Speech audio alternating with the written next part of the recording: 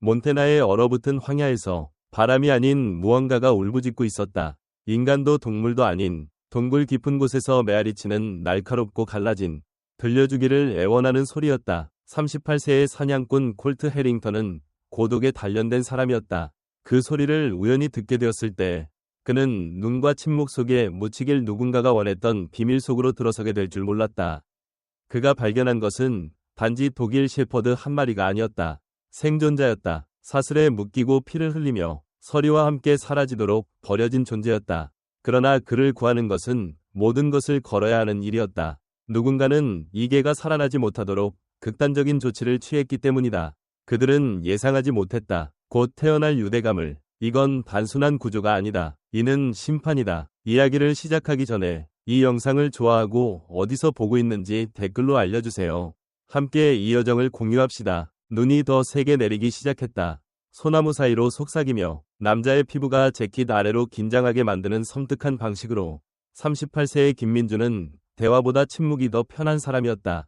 그는 강원도 설악산 근처의 산속에서 사슴을 추적하고 있었다. 머리를 비우거나 의미를 찾으려던 것이 아니었다. 숲은 질문하지 않았고 여전히 정직하게 느껴지는 유일한 장소였기 때문이다. 하지만 그날 정적을 깨는 소리가 있었다. 잃어버린 강아지의 한가로운 울음이 아니었다. 갈라지고 쉰 목소리, 거의 포기한 목구멍에서 간신히 나온 듯한 소리였다. 민주는 눈 속에 발이 반쯤 묻힌 채 멈춰섰다.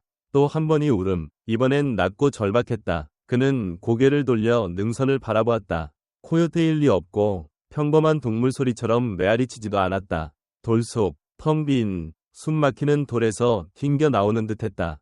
동굴일까? 그는 혼잣말로 중얼거리며 자신도 듣지 못한 말을 내뱉었다. 그리고 자신도 모르게 길을 벗어났다. 사슴 사냥은 순간 잊혀졌다. 그의 몸은 마음이 따라잡지 못한 목적을 가지고 움직였다. 숲 깊이 들어갈수록 나뭇가지가 얼굴을 때리고 눈은 더 짙어졌다. 춥기만 한 게 아니라 무겁게 눌러오는 추위였다. 하지만 울음소리가 다시 들렸고 민주는 따라갔다. 좋은 것을 찾을 거라 기대해서가 아니라 그래야만 한다는 것을 알았기 때문이다. 어떤 소리는 그냥 들리는 게 아니라 피부 아래로 파고든다. 지형이 급격히 낮아지며 들쭉날쭉한 바위들이 줄지어 있었다. 민주는 소나무를 잡고 주변을 살폈다. 숨이 짙은 안개처럼 뿜어져 나왔다. 그리고 그곳에 있었다. 눈더미와 서리로 덮인 덤불에 거의 숨겨진 좁고 뒤틀린 돌의 입구. 울음소리는 이제 더 크게 공기를 떨리며 울렸다. 민주는 심장이 쿵쾅거리며 조심스럽게 앞으로 나아갔다. 손은 본능적으로 소총의 차가운 손잡이를 쥐었다. 두려움 때문이 아니라 본능이었다. 동굴 입구에서 멈췄다. 안에서 나오는 공기는 고요했다. 바람도 없이 멈춰있는 추위였다. 그는 몸을 숙이고 손전등을 켰다. 빛은 앞길을 비추기에 간신히 충분했다. 그러자 침묵, 울음이 멈췄다. 숨소리조차 없었다. 뒤에 바위에서 눈이 녹아 떨어지는 소리만 희미하게 들렸다. 누구 있나요? 민준이 속삭였지만 동굴은 그의 목소리를 삼켰다. 그는 기다렸다. 그러자 멀리 안쪽에서 움직임이 있었다. 낮은 신음, 날카롭고 약하지만 그의 가슴에 날카롭게 파고드는 소리였다. 그걸로 충분했다. 민주는 망설임 없이 안으로 들어갔다. 천천히도 조심스럽게도 아니었다. 마치 이유가 있는 듯 해야만 하는 듯했다. 그 동굴 안에 무언가는 도움을 요청하는 게 아니라 누군가가 나타나길 애원하고 있었다. 동굴 입구는 간신히 몸을 밀어넣을 정도로 좁았다. 들쭉날쭉한 바위가 턱처럼 조여들었다. 민주는 한쪽 무릎을 꿇고 손전등을 들었다. 추위와 아드레날린 때문에 떨렸다. 그는 어둠 속으로 밀고 들어갔다. 처음 몇 발은 그의 코트에서 녹은 눈이 떨어지는 소리와 멀리서 희미해지는 바람 소리 외엔 조용했다. 하지만 그의 빛이 무언가를 포착했다. 빛의 끝자락에서 미세한 움직임, 동굴 벽에 낮게 웅크린 형체였다. 민주는 더 깊이 들어갔다. 공기는 서리로 두꺼워졌고 그의 부츠는 미끄러운 얼음 위를 스쳤다. 벽은 양쪽에서 목구멍처럼 좁아졌다. 어둠 속의 형체가 마침내 모습을 드러냈다. 백두산 호랑이견. 동굴 뒤쪽에 웅크린 채였다. 털은 얼어붙어 딱딱했고 붉은 핏자국이 덕지덕지 붙어 있었다. 개는 움직이지 않고 짖지도 않았다. 단지 한쪽 피로 충혈된 눈을 뜨고 그를 바라보았다. 민준을 멈추게 한 건 상처가 아니었다. 충분히 심각했지만 사슬이었다. 녹슨, 무거운 족쇄가 개의 허리와 목을 감고 동굴벽에 박혀 있었다. 마치 누군가가 그가 사라지길 죽는 것도 모자라 침묵 속에 묻히길 바란 듯했다. 금속은 두꺼웠고 서리로 덮여 있었으며 그 아래 피부는 문질러 벗겨져 있었다. 민주는 놀라지 않도록 천천히 한 발 다가갔다. 걔는 움찔하지 않고 그를 바라보았다. 마치 몇 년을 기다리다 희망을 포기한 듯한 눈빛이었다. 민주는 무릎을 꿇고 손전등을 낮게 비췄다. 안녕. 그는 부드럽게 거친 목소리로 말했다. 안녕, 친구. 으르렁도 움직임도 없었다. 숨소리조차 거의 들리지 않는 간신히 이어지는 숨결이었다. 민주는 본능적으로 손을 뻗어 사슬, 털, 뒷다리 상처를 확인했다. 상처는 심각했다. 감염되고 오래된 상처였다. 그를 여기에 버린 사람은 그냥 떠난 게 아니었다. 침묵을 계산했다. 이 동굴이 소리를 삼킨다는 걸 알았다. 그 무게가 민준에게 나무가 쓰러지듯 다가왔다. 누군가는 이 장소를 일부러 골랐다. 그는 장갑을 벗고 개의 가슴에 손을 댔다. 약하고 차가운 심장박동. 걔는 저항하지 않았다. 신뢰도, 두려움도 아닌 아무것도 없는 침묵. 자연에서 오는 침묵이 아니었다. 변하지 않는 것을 기다리며 보낸 시간에서 오는 침묵이었다. 민준의 입이 바싹 말랐다. 여기서 널 두고 가지 않아. 하지만 밖의 폭풍은 심해지고 있었다. 바람이 거세졌고 지나온 지형은 둘 다 빠져나가게 놔두지 않을 터였다. 민주는 코트를 벗어 마비된 손가락으로 개 위에 덮었다. 그리고 몸을 가까이 붙여 따뜻함을 나눴다. 추위에 이를 악물었다. 처음으로 개가 천천히 눈을 깜빡이며 희미한 떨림에 숨을 내뱉었다. 안도감 같기도 누군가가 마침내 외면하지 않았음을 아는 듯한 숨결이었다. 민주는 가까이 몸을 숙였다. 네가 이렇게 버텼으니 나도 버틸 거야. 하지만 마음 한구석에서 다른 질문이 떠올랐다. 누가 이런 짓을 했고 왜 이렇게 구하는 게 시작에 불과한 느낌이 드는 걸까? 민주는 추위를 알았다. 코트를 뚫고 뼈를 지나 위협처럼 귀에 윙윙대는 추위. 하지만 이 동굴은 달랐다. 병원에서 최악의 소식이 오기 직전의 고요함 같았다. 그는 얼어붙은 벽에 기대개를 끌어안고 남은 온기를 나눠주려 했다. 효과는 빠르지 않았다. 개의 숨은 얕고 리듬이 섬뜩할 정도로 약했다. 민주는 다시 개의 가슴에 손을 댔다. 더 느리고 약해진 심박. 그는 이를 악물었다. 다리의 감염은 오래된 것이었다. 피부는 부풀고 갈라졌으며 털이 있어야 할 곳에 펴가 보였다. 사슬은 여전히 살을 파고들었다. 그는 얼어붙은 손으로 사슬을 잡아당겼지만 꿈쩍도 하지 않았다. 누군가는 바위 깊이 박아놓고 용접해 아무도 찾지 못하게, 아니 찾지 않길 바랐다. 그 깨달음은 밖의 바람보다 강하게 다가왔다. 그는 동굴 입구를 돌아보았다. 폭풍은 짙어졌고 입구는 눈의 장막 아래 사라지는 듯했다. 매 순간 체온이 떨어졌다. 이런 조건에서 개를 들 수 없었다. 내려가는 길은 미끄러웠다. 잠시라도 여기에 두는 건 배신 같았지만 지금 움직이지 않으면 나중은 없을 터였다. 그는 즉흥적으로 대처했다. 사냥 가방에 끊어진 끈을 지렛대 삼아 사슬 주변 바위 사이에 끼웠다. 이를 악물고 온 힘을 다해 끌었다. 개는 움찔했지만 소리를 내지 않았다. 그 눈은 여전히 그를 바라보았다. 분노도 두려움도 아닌 받아들임. 그게 가장 아팠다. 사슬이 움직이지 않자 민주는 방향을 바꿨다. 겉옷을 벗어 개를 최대한 단단히 감쌌다. 코트 안감까지 찢어 발을 보호했다. 일하면서 조용히 말했다. 기억, 저주, 누가 이런 짓을 했는지에 대한 분노. 개는 그저 숨을 쉬었다. 시간은 흐릿해졌다. 밖의 폭풍은 그들을 신경 쓰지 않았다. 바람이 울부짖고 눈은 동굴 입구의 틈으로 스며들었다. 민주는 시계를 확인했다. 트레일 시작점으로 돌아가기엔 너무 늦었고 썰매 없이 개를 옮기는 건 너무 위험했다. 아침까지 기다리면 추위가 사슬이 시작한 일을 끝낼 터였다. 민주는 결정을 내렸다. 그는 배낭을 치우고 동굴 구석의 얕은 구덩이를 파괴를 그 안에 눕혔다. 또 한 겹을 버석에 덮고 다시 몸을 가까이 댔다. 부드럽게 목줄을 잡았다. 여기서 죽지 않아. 그는 속삭였다. 내가 숨 쉬는 한. 개는 한 번, 길게, 천천히 눈을 깜빡였다. 처음으로 발을 살짝 움직여 민준의 손에 닿았다. 말이 필요 없는 순간 촉감이 모든 것을 말했다. 얼어붙은 어둠 속 폭풍이 그들을 산채로 묻으려 했지만 유대감이 생겼다. 시끄럽지 않고 폭발적이지 않은, 하지만 진짜였다. 깊이 뿌리내리고 절대 놓지 않는 그런 유대감이었다. 동굴의 얼음 아래 그건 중요했다. 아침 첫빛이 눈 덮인 능선을 뚫고 들어왔을 때 민준의 근육은 얼음 위에서 보낸 밤의 둔한 통증으로 욱신거렸다. 그는 잠들지 못했다. 개의 숨소리마다 시계가 똑딱였고 숨 사이의 침묵은 가슴을 후려쳤다. 그는 계속 손가락 2개를 갈비뼈에 대고 확인했다. 아직 살아있어. 아직 살아있어. 그는 깨진 메트로놈처럼 속삭였다. 추위는 더 심해졌고 눈은 동굴 입구를 거의 막았다.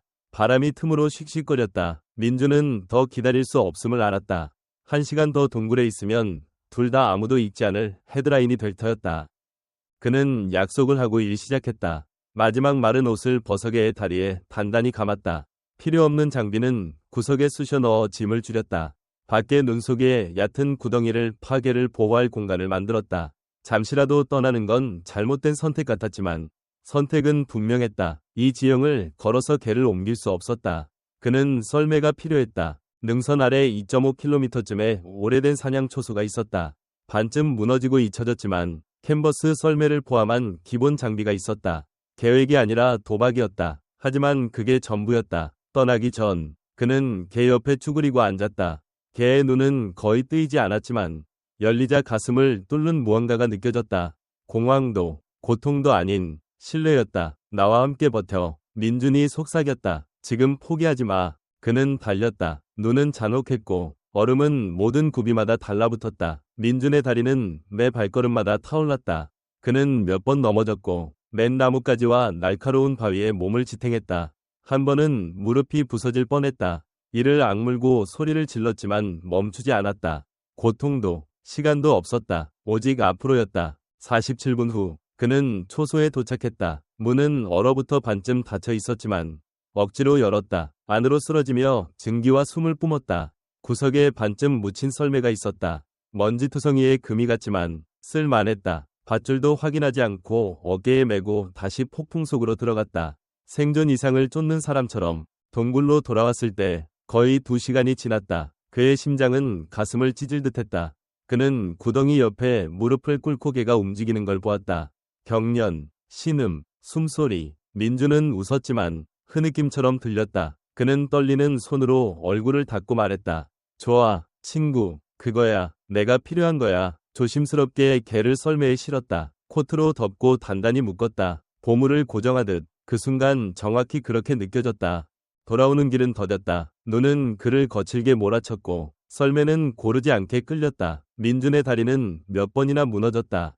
하지만 멈추지 않았다. 동굴과 숲의 경계 사이 그는 중얼거렸다. 개에게 이야기를 들려주고 약속을 하고 버디라는 이름을 신성한 무언가처럼 불렀다. 마침내 숲의 마지막 구간을 뚫고 트레일 가장자리에 도달했을 때 그는 느꼈다. 섬뜩한 기분, 혼자가 아닌 듯한. 그는 뒤를 돌아보았다. 멀리 나무 사이 그림자 같은 사람, 움직이지 않고 그저 바라보고 있었다. 그 순간 민주는 알았다. 이 구조는 누군가에게 눈에 띄었고 그들은 개가 살아남길 원치 않았다. 그림자와 눈이 맞닿자 민준의 등골에 전율이 흘렀다. 두려움이 아닌 냉정한 자각이었다. 저 사람은 우연히 마주친 게 아니었다.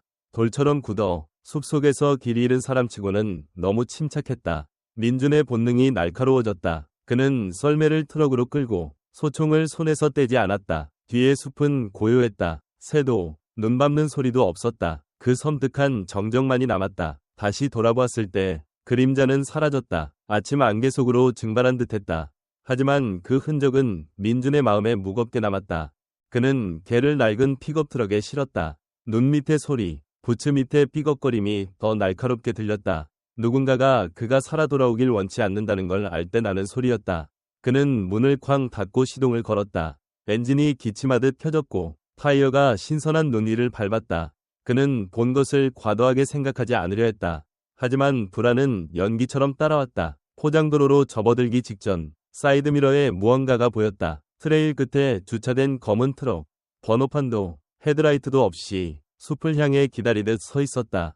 민준의 숨이 멎었다. 그는 속도를 늦추지 않고 핸들을 더 세게 쥐고 조용히 몰았다. 모든 커브를 기억하며 다시 돌아와야 할 경우를 대비했다. 속초에 도착했을 때 개는 다시 위식을 잃었다. 여전히 숨을 쉬고 따뜻했지만 반응이 없었다. 민준은 시간을 낭비하지 않았다. 그는 응급동물병원으로 직행했다. 평소 지나치며 한 번도 신경 쓰지 않았던 곳이었다. 인생은 무심코 지나쳤던 장소를 생명줄로 만든다. 그는 허락을 기다리지 않고 문을 박차고 들어가 축 늘어진 개를 양팔로 안았다. 접수원은 얼어붙었고 하얀 대기실은 잠시 완전히 고요했다. 빠르고 급한 발소리, 작업복을 입은 여성이 뒤에서 달려나왔고 또 다른 직원이 뒤따랐다. 그들은 질문을 던지거나 서류를 요구하지 않았다. 즉시 반응했다. 수의사 이지연 박사는 50대 중반, 터프한 분위기의 여성이었고 말하기 전에 방을 채우는 존재감이 있었다. 무슨 일이죠? 그녀는 이미 장갑을 끼고 민준을 뒷문으로 안내하며 물었다. 민준은 요약할 말을 찾지 못했다. 동굴에서 찾았어요. 사슬에 묶여 피 흘리고 얼어붙어 있었어요. 그걸로 충분했다. 이어진 것은 정밀한 혼란이었다. 수액, 정맥주사, 생체 신호, 모니터링 화면. 민준은 벽에 기대 서 있었다. 젖은 재킷, 이마에 달라붙은 머리카락. 아무것도 할 수 없이 그저 바라보았다. 테이블 위의 개는 더 작아 보였다. 축소되고 부서졌지만 여전히 무언가를 붙잡고 있었다. 포기하지 않는 무언가였다. 이지연 박사는 10분의 침묵 후 그를 돌아보았다. 아직 위험해요. 그녀는 담담히 말했다. 골절, 감염, 오래된 외상, 지옥을 겪었어요. 하지만 제 시간에 데려왔어요. 민준은 몇 시간 만에 처음으로 숨을 내쉬었다. 그는 방 구석에 앉아 움직이지 않았다. 시간은 지나갔다. 형광등이 윙윙거렸고 창밖 폭풍은 그들을 잊지 않았다고 상기시키듯 창을 눌렀다. 그 고요한 공간에서 민준은 지켜보았다. 개의 가슴이 오르내리는 것, 바늘이 스칠 때 귀가 살짝 움직이는 것, 그리고 자신 안에서 무언가가 바뀌는 것을. 이건 더 이상 단순한 구조가 아니었다. 개인적인 일이었다. 그리고 저 밖 누군가는 그걸 알았다. 민준은 병원을 떠나지 않았다. 밥도, 잠도, 아무것도 위에 떠나지 않았다. 그는 회복해낼 옆 딱딱한 플라스틱 의자에 앉아 말 없는 맹세를 지키는 경비원처럼 있었다. 폭풍은 도시로 따라와 속초를 두꺼운 흰 침묵으로 덮었다. 시간은 더 이상 선형이 아니었다. 모니터의 기계음과 온열 담요 아래 개의 갈비뼈 움직임으로만 측정되었다. 그는 아직 개에게 이름을 붙이지 않았다. 너무 이른 것 같았다. 이름을 붙이는 건 소유를 주장하는 것 같았고 아직은 아니었다. 먼저 이 개가 살아야 했다. 먼저 살아야겠다는 의지를 보여야 했다. 이지연 박사가 클립보드를 들고 조용히 한숨을 쉬며 들어왔다. 피 묻은 작업복은 갈아입었지만 눈가의 주름은 긴 시간과 무거운 진실의 무게를 담고 있었다. 맞았어요. 그녀가 말했다. 사슬에 오래 묶여 있었어요. 털 아래 압박 궤양이 있어요. 한 자세로 고정된 탓이죠. 다리 감염은 심하지만 조직은 아직 살아있어요. 제 시간에 꺼내 다행이에요. 민준은 목이 말라 말하지 못하고 고개만 끄덕였다.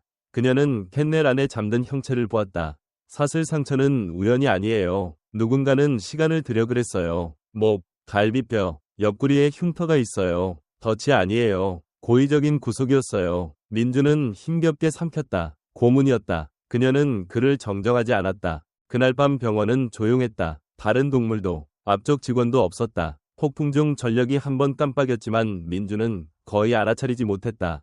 그의 세계는 개의 꾸준한 숨소리와 수의사가 정맥주사를 확인하는 부드러운 움직임으로 좁혀졌다. 자정 무렵, 민준은 의자에서 몸을 움직였다. 주머니에서 작은 물건을 꺼냈다. 동굴에서 개를 병에서 떼어내려 할 때 부러뜨린 사슬고리였다. 녹슬고 서리와 피로 어두워진 그는 걱정돌처럼 손가락 사이로 굴렸다.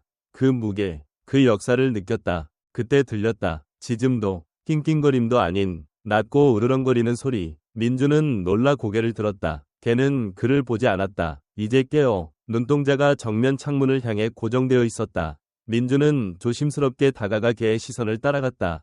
밖에 깜빡이는 가로등 아래 그림자가 있었다. 빨간 파카를 입고 얼굴은 그림자에 가려진 병원을 뚫어지게 바라보는 사람. 민준은 창으로 다가갔지만 그림자는 움직이지 않았다. 문을 열고 밖으로 나가자 그는 사라졌다. 발자국도 움직임도 없이 트럭 엔진 소리만 블록 너머로 희미하게 사라졌다. 그는 턱을 굳히고 돌아왔다. 이지연이 그를 바라보았다. 괜찮아요? 민준은 대답하지 않고 캔넬 옆 의자로 돌아가 더 가까이 앉았다. 손은 담요를 통해 개의 발에 가볍게 얹혔다. 개는 다시 으르렁거리지 않았지만 눈은 한참 동안 창을 향했다. 결국 지쳐 눈을 감았다. 그날 밤 늦게 이지연이 생체 신호를 확인하러 돌아왔을 때 문 앞에서 머뭇거렸다. 민준은 반쯤 잠들어 머리를 뒤로 젖히고 한 손은 여전히 개의 발에 얹어 있었다. 사슬 고리는 바닥에 떨어져 있었다. 기계음 아래 보이지 않지만 부인할 수 없는 무언가가 방을 채웠다. 유대감이 형성되었다. 약속이 이루어졌다. 그리고 어둠 속 어딘가 누군가는 그 약속이 지켜지길 원치 않았다. 다음 아침 눈폭풍은 마침내 멈췄다. 하지만 다른 무게가 그 자리를 채웠다. 갈비뼈를 조이며 숨을 쉴 때마다 조여드는 설명할 수 없는 무게였다. 걔는 안정되었지만 상태는 촛불처럼 위태로웠다. 민주는 아직 공식적으로 이름을 짓지 않았다. 하지만 이지영과 직원들은 고스트라 부르기 시작했다. 조용하고 느리게 유령처럼 움직였기 때문이다. 이름은 굳어졌다. 정오가 되자 고스트는 민준의 손바닥에서 작은 조각을 먹었다. 치킨 브로스를 너무 빠르고 서툴게 핥아 털에 묻혔다. 그의 눈은 이제 민준을 따라다녔다. 텅 비지 않고 조심스러운 이 남자가 떠나지 않을지도 모른다는 믿음이 시작되는 눈빛이었다. 하지만 민준의 평화는 오래가지 않았다. 트럭에서 물건을 가지러 나갔다가 멈췄다. 타이어 2개가 찢겨 있었다.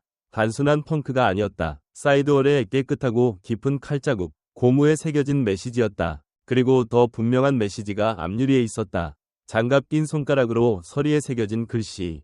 멈춰. 민주는 경찰을 부르지 않았다. 두려움이 아니라 본능이었다. 이건 관심을 원하는 게 아니었다. 위협이었다. 고스트가 위협이었다. 어떻게인지는 모르지만 이 개를 구한 것이 그를 더 큰 무언가의 한가운데로 끌어들였다. 그날 밤 그는 병원 로비에 간이 침대를 끌어다 놓고 잤다. 소총은 벽에 기대놓고 부츠는 벗지 않았다. 이지연은 묻지 않고 커피를 가져다주고 늦게까지 남았다. 그녀도 변화를 느꼈다. 고스트는 깊은 잠에 빠졌다. 따뜻하고 모니터링 중이었지만 상처와는 무관한 무게를 지니고 있었다. 그는 꿈속에서 가끔 짧게 짖거나 낑낑거렸다. 동굴에서 본 것은 그를 떠나지 않았다.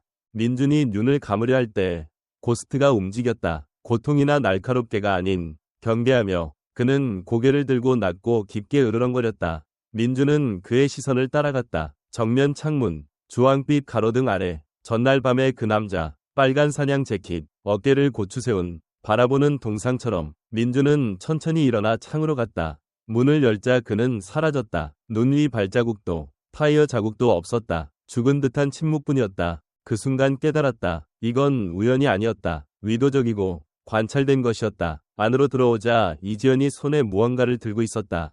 그가 밖에 있는 동안 문 아래로 밀어 넣어진 마닐라 봉투. 이름도 반송 주소도 없이 앞에 단 한 단어. 멈춰. 안에는 사진 한 장. 동굴. 같은 얼어붙은 벽. 같은 바위 바닥. 하지만 이번엔 고스트 혼자가 아니었다. 2마리 더. 사슬에 묶여 사라졌다. 사진은 오래된 게 아니었다. 바위 위 눈 패턴은 민준이 며칠 전 본 것과 같았다. 누군가는 최근에 찍었고 고스트를 거기에 두기 훨씬 전부터 계획했다.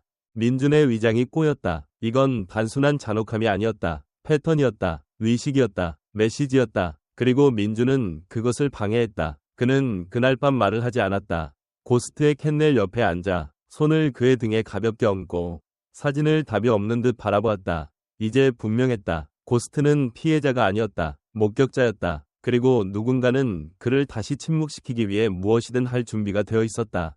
민주는 그날 밤 잠들지 못했다. 눈을 감을 때마다 사진이 눈꺼풀 뒤에서 번쩍였다. 고스트처럼 사슬에 묶인 2마리의 개. 텅 빈 눈, 얼어붙은 무덤에 쓰러진 몸. 그는 떨쳐낼 수 없었다. 사진도, 빨간 재킷의 남자도, 누군가가 주토 뒤에 있었다는 사실도. 이제 체스를 두고 있었고 민주는 판을 바라보는 데 그쳤다. 새벽, 눈은 다시 거쳤다. 하지만 공기는 더 날카롭고 얇아졌다. 속초는 고요했지만 민주는 아니었다. 그는 이지연에게 몇 시간만 나갔다가 밤까지 돌아오겠다고, 무슨 일이 생기면 즉시 전화하라고 말했다. 이지연은 반박하지 않고 커피 보온병을 건네며 말했다. 조심해요. 민주는 필수품만 챙겨 차를 몰았다. 손전등, 소총, 분노로 가득 찬 마음. 그는 메인 트레일로 가지 않고 제설차와 벌목꾼이 주로 쓰는 서비스 도로를 택했다. 산속으로 깊이 들어갈수록 세상은 덜 현실적으로 느껴졌다. 나무 하나하나가 목격자 같았고 그림자는 지나치게 길게 드리웠다. 정오 무렵 그는 동굴 입구에 다시 섰다. 이제 덜 위협적으로 작게 보였다. 빛 때문인지 그 때문인지 그는 안으로 들어가 천천히 발자취를 되짚었다. 그러다 발견했다. 고스트가 사슬에 묶여있던 벽 뒤, 얼음 능선 아래 묻혀있던 뭉친 방수포. 눈에 덮여 딱딱하게 얼어있었다. 그 아래 금속이 반짝였다. 민주는 그것을 꺼냈다. 무거운 더플백, 얼어붙어 열리지 않았다. 장갑을 뚫는 추위 속 5분 만에 지퍼를 열었다. 안에는 증거였다. 더러운 주사기, 피로 굳은 버클이 달린 목줄, 이름 없는 플라스틱 태그, 숫자만 적힌 것들, 그리고 바닥, 갈라진 지퍼락에 담긴 가죽 노트. 민주는 열었다. 처음 몇 페이지는 코드였다. 날짜와 문자 조합. 하지만 한 항목이 눈에 띄었다. 시험 6 실패, 새 후보로 교체, 사슬 강화, 장소 재설정. 그의 위장이 다시 꼬였다. 이건 학대가 아니었다. 실험이었다. 걔들은 실험용 쥐처럼 시험받고 고문받고 버려졌다. 고스트는 운이 좋은 게 아니었다. 그가 발견될 때까지 살아남은 유일한 존재였다.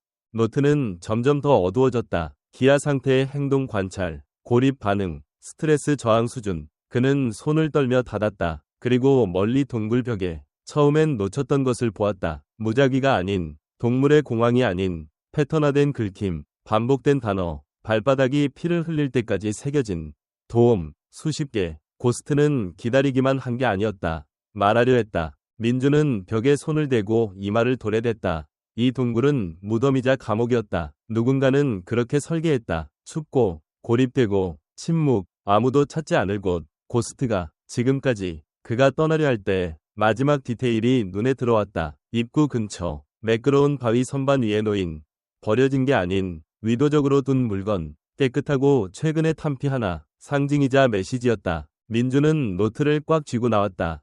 분노가 다른 손에 있었다. 이건 끝난 게 아니었다. 고스트는 치유뿐 아니라 정의가 필요했다.